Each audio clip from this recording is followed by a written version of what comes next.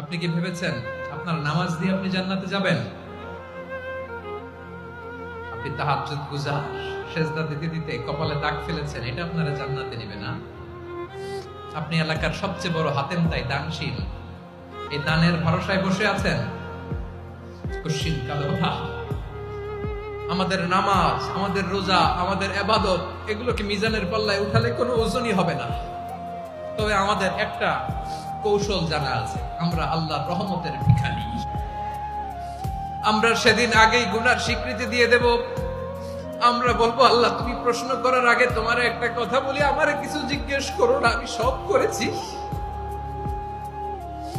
এমন কোন পাপ নাই যে পাপ আমারে দিয়ে হয় নাই।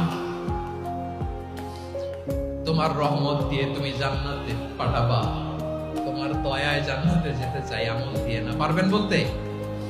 কিয়ামতের দিন আমরা বলবো, আল্লাহ আমার আমল দিয়ে জান্নাত চাই না, আমি তোমার দয়া দিয়ে জান্নাত চাই। তোমার দয়া ছাড়া আমার কোনো উপায় নাই।